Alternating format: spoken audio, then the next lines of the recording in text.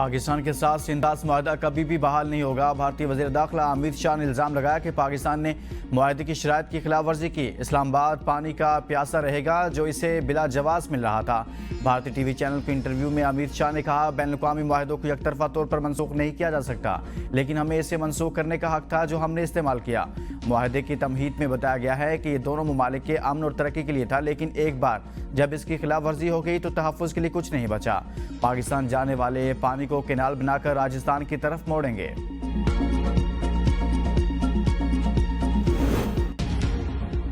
भारत सिंधास मुआहदा नहीं मानता तो एक और जंग लड़ें, हम दोबारा इसे शिकस्त देंगे, फिर 6 के 6 दरिया हमारे होंगे। हुकूमती सफारती टीम के सरबराह बिलावल भुट्टो का वतन वापसी पर कराची में कारकुनों की जानिब से इस्तकबालिया तकरीब से खिताब। कहा, पाकिस्तान ने भारत को इबरतनाक शिकस्त दी। आलमी मीडिया में भारत का बयानिया हार गया और पाकिस्तान का बयानिया जीत गया। भारत को लगा था कि हमारे शहरियों को मारेगा और सिंधास मुआहदा मुअत्तल करेगा तो हम बानी पीटीआई की तरह खामोश रहेंगे। अब अमेरिका के सदर भी कहते हैं कि मसला कश्मीर के हल के लिए बातचीत करवाने पर तैयार हैं। सियासी यतीम सूबों के दरमियान नफरतें फैलाने के आदी हैं। जब मोदी ने हमारे सिंधु पर हमला किया तो ये सियासी यतीम कहाँ गायब हैं? इनके धरने और शोर का क्या हुआ? 4 साल बाद इलेक्शन में इन सियासी यतीमों को फिर इबरतनाक शिकस्त देंगे।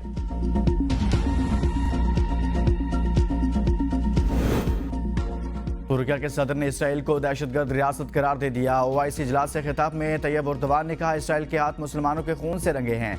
नेतन्याहू नहीं चाहता किसी मसले का हल मुज़ाकरात के जरिए हो। इसराइल के हमलों का मकसद जौहरी मुज़ाकरात का इम्कान कमज़ोर करना था। ईरान के अपने दिफा में किए गए इक़दाम कानून के मुताबिक हैं। कोई शक नहीं कि ईरान मुश्किल वक्त से ज़रूर निकलेगा। हमारा खित्ता एक और जंग का मुतहम्मिल नहीं हो सकता। इसराइल खित्ते को मुसलसल अदम इस्तेहकाम का शिकार कर रहा है। पहले गजा पर हमला किया, अब ईरान को निशाना बनाया। यमन, लीबिया और शाम में जारहियत की। मुसलमान ममालिक मुत्तहिद होकर इसराइल के खिलाफ आवाज़ बुलंद करें। गुज़िश्ता 2 साल से खित्ता इसराइल की तबाही और कब्जा की पॉलिसी का शिकार है। नेतन्याहू हुकूमत खित्ते में अमन के लिए सबसे बड़ी रुकावट है।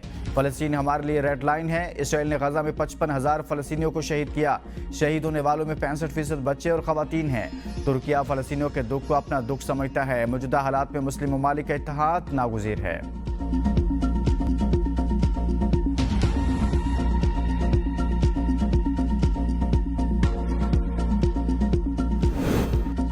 इस्लामी ममालिक ईरान से ज़ारी यकजहती इसराइली जारहियत की मजम्मत, फौरी जंगबंदी का मुतालबा। ओआईसी वज़ीर ख़ारिजा इजलास से खिताब में चेयरमैन ओआईसी ने कहा, इसराइल से मुतल्लिक ओआईसी के फैसलों पर अमल दरामद होना चाहिए। ईरान और इसराइल के दरमियान कशीदगी फौरी ख़त्म की जाए। दोनों फरीक बातचीत के जरिए तनाज़ा का हल निकालें। तुर्किया के वज़ीर ख़ारिजा ने इसराइली जारहियत की मजम्मत करते हुए कहा कि इसराइल के जारहाना इक़दाम खित्ते के लिए मसाइल पैदा कर रहे हैं। मामला अब गजा का या ईरान का नहीं, इसराइल को रोकना होगा। इस्लाम हम सबको मुत्तहिद करता है। मुसलमान कुल दुनिया की आबादी का 3/3 हिस्सा हैं। तकसीम शुदा मुसलमान कामयाब नहीं हो सकते। तुर्क वज़ीर ख़ारिजा का पाकिस्तान और भारत के दरमियान जंगबंदी का खैर मकदम। मकबूजा जम्मू कश्मीर का हाल जनूबी एशिया में अमन के क़याम के लिए नागुज़ीर है। नायब वज़ीर आज़म इस्हाक़ इजलास में पाकिस्तान की नुमाइंदगी कर रहे हैं। ओआईसी वज़ीर ख़ारिजा इजलास में ईरानी वज़ीर ख़ारिजा अब्बास अराग़ची समेत 40 से ज़ायद सफारतकार शरीक हैं।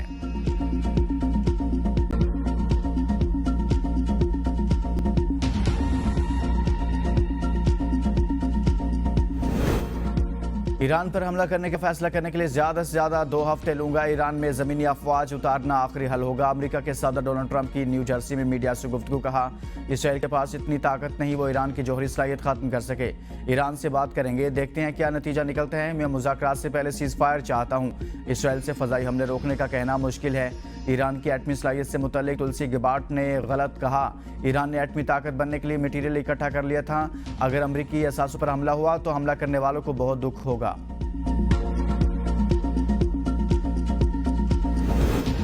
सदर ट्रंप ने अमन का नोबेल प्राइज़ मांग लिया। मीडिया से गुफ्तगू में अमरीकी सदर ने कहा, पाकिस्तान और भारत के दरमियान जंगबंदी कराई जिस पर मुझे नोबेल प्राइज़ मिलना चाहिए। मैंने दुनिया में बहुत सी जंगें रोकी। मुझे रवांडा, कांगो, सर्बिया, कोसोवा के लिए भी नोबेल प्राइज़ मिलना चाहिए, मगर ये लोग मुझे नोबेल प्राइज़ नहीं देंगे क्योंकि ये सिर्फ लिबरल्स को नोबेल इनाम देते हैं। अगर अमेरिका ईरान के खिलाफ इसराइल की जंग में शामिल होता है तो वापसी के तमाम दरवाजे बंद हो जाएंगे। रूस के सदर पुतिन ने ट्रंप को खबरदार कर दिया।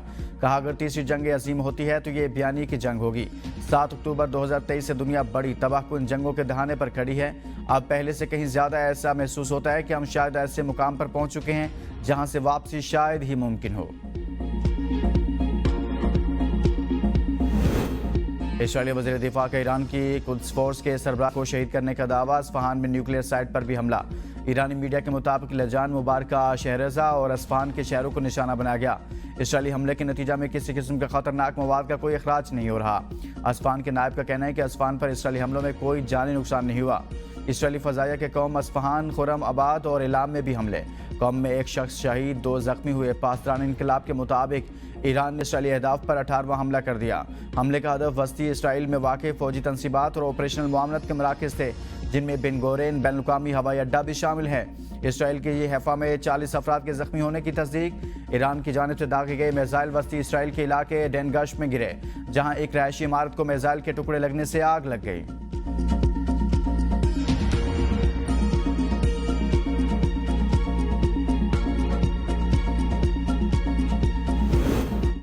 ईरानी हमले ने वॉइसमैन इंस्टीट्यूट में सब कुछ तबाह कर दिया। इसराइली साइंसदान ने इतराफ़ किया कि दर्जनों लेबॉर्ट्रीज के हामिल वॉइसमैन इंस्टीट्यूट पर बमबारी के बाद जब हमने ज़्यादा से ज़्यादा लैब नमूनों और टिश्यूज़ को बचाने की कोशिश की, लेकिन सब कुछ तबाह हो गया। हर चीज़ को वापस लाने में कम अज़ कम 1 साल लगेगा। माली नुकसानात का इब्तिदाई तखमीना $500 मिलियन का लगाया गया है।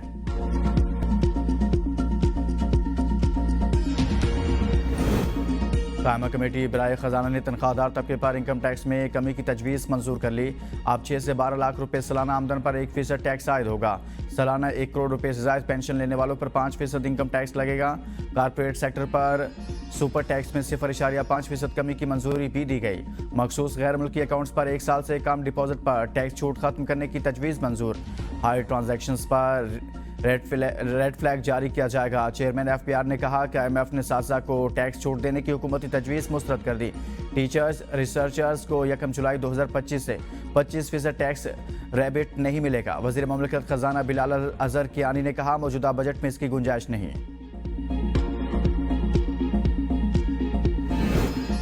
नॉन फाइलर्स के लिए बैंकों से कैश निकलवाने की हद 50,000 रुपये से बढ़ाकर 75,000 रुपये करने की तजवीज़ मंजूर कर ली। नॉन फाइलर्स पर योमिया 75,000 रुपये निकलवाने पर विद होल्डिंग टैक्स 0.6% से बढ़ाकर 0.8% करने की तजवीज़ मंजूर। कौमी असम्बली की कायमा कमेटी ख़जाना ने FBR की नॉन फाइलर पर विद होल्डिंग टैक्स 1% करने की तजवीज़ मुस्तरद कर दी। चेयरमैन FBR ने कहा, सेनेट कमेटी ख़जाना ने नकद रकम निकलवाने पर विद होल्डिंग टैक्स 1% करने की मंजूरी दी। नवीद कमर बोले, सेनेट हाउस ऑफ लॉर्ड्स है और हम हाउस ऑफ कॉमन्स हैं। सेनेट की तजवीज़ वही है, वहीं रहने दें। आवाम पर टैक्स का बोझ बढ़ाने की तजवीज़ की मंजूरी नहीं दे सकते।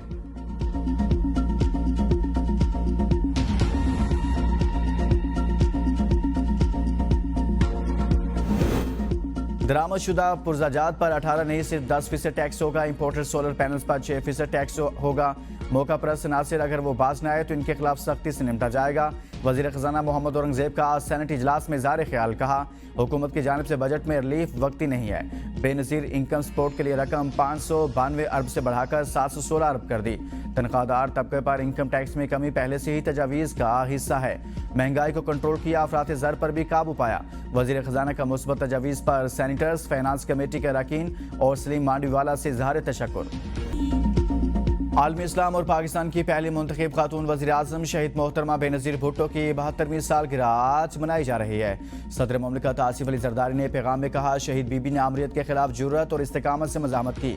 बेनज़ीर भुट्टो की फ़िक्र आज भी एक मुनसिफाना और जमहूरी मुआशरे के क़याम के लिए मशले रहा है। Chairman people's party Bilawal Bhutto Zardari ने कहा, शहीद बेनज़ीर भुट्टो ने अपनी ज़िंदगी जमहूरी तरक्की पसंद पाकिस्तान के ख्वाब के लिए वक्फ की। साबिक वज़ीर आज़म राजा परवेज़ अशरफ ने कहा, शहीद बेनज़ीर भुट्टो ने जमहूरियत, इंसानी वक़ार और ख़वातीन के हुकूक़ के लिए नाकाबिल फरामोश जिद्दोजहद की। गवर्नर पंजाब सरदार सलीम हैदर खान, वज़ीर आला सिंध मुराद अली शाह, सीनियर वज़ीर इत्तलात शजील मेमन समेत पीपल्स पार्टी रहनुमाओं का भी शहीद बेनज़ीर को खिराज अकीदत।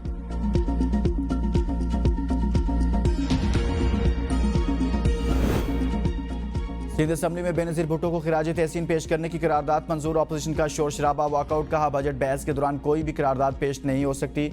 पैनल चेयरमैन सिकंदर शोरो ने निसार खोड़ो को करारदाद पेश करने की इजाज़त दे दी। करारदाद में शहीद बेनज़ीर भुट्टो की जमहूरियत के लिए अजीम कुर्बानियों को सराहा गया। मीडिया से गुफ्तगू में अपोजिशन लीडर अली खुर्शीदी ने कहा, जिस शख्स के जरिए करारदाद पेश की गई उन्होंने जुल्फ़िकार अली भुट्टो की फांसी पर मिठाई तकसीम की। ईरान के हक में करारदाद लाने में वज़ीर आला को रूल्स याद आ गए, लेकिन बीबी शहीद के मामले पर रूल्स पर कोई बात नहीं।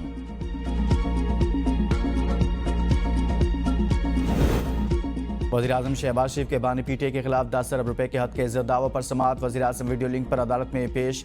समाअत के दौरान दिलचस्प जुमलों का तबादला। शहबाज शरीफ ने अल्लाह को हाजिर नाज़र जानकर कहा कि वो कोई गलत बयानी नहीं करेंगे। मियां मोहम्मद हुसैन ने इनसे बार बार शनाख्त और बयान हल्फी की कानूनी तफसीलात पर सवालात किए, जिन पर वज़ीर-ए-आज़म ने बाज़ औक़ात सब्र, बाज़ औक़ात तंज़िया अंदाज में रद्द-ए-अमल दिया। अदालत ने माहौल को कभी संजीदा रखा। शहबाज शरीफ ने कहा कि असल बात की तरफ नहीं आ रहे, बल्कि मामूली नुकात में उलझे हैं। मुकदमे की वजह से बैरून मुल्क का दौरा मुलतवी कर चुके हैं। अदालत ने समाअत 23 जून तक मुलतवी कर दी।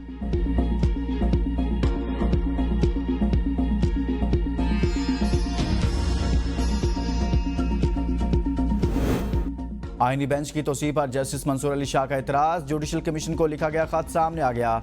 खत में कहा गया कि 26वीं तरमीम केस के फैसले तक तोसी ना की जाए, बसूरत दीगर बहरान मजीद गहरा होगा। उन्होंने इजलास से कबल अपनी अदम दस्तियाबी से भी आगाह किया और तवक्को थी कि इजलास मौखर किया जाएगा। खत में कहा गया कि अदलिया मेंबरान की अकलियत के बायस इजलास मौखर ना हो सका, जिससे इदारे की साख मुतासिर हो रही है। आइंदा आईनी बेंच की तश्कील का वाज़ेह मेयार तय करने का मुतालबा भी किया गया।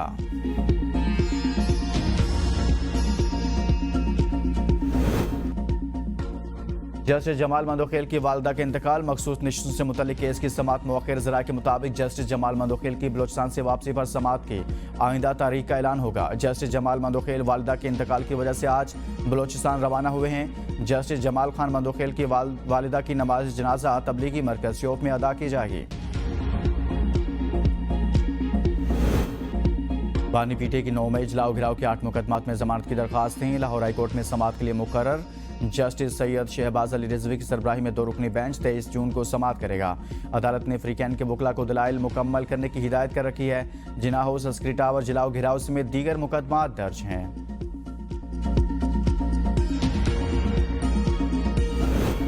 M9 मोटरवे सरकारी ज़मीन अलॉटमेंट के केस में नैब की बड़ी कार्रवाई। 457 जायदाद मुंजमद रिपोर्ट अदालत में जमा करा दी गई। नैब के मुताबिक मुलजिमान ने मिली भगत से 16,800 एकड़ से जायद सरकारी ज़मीन गैर कानूनी तौर पर अलॉट की। साबिक DG SBCA आगा मकसूद अब्बास और साबिक secretary land utilization Saqib Ahmed Soomro की जायदादें भी मुंजमद कर दी गई। जायदाद के मुंतकली की कोशिश पर कानूनी कार्रवाई होगी। मुद्दत में तोसी अदालत की इजाज़त से मशरूत होगी।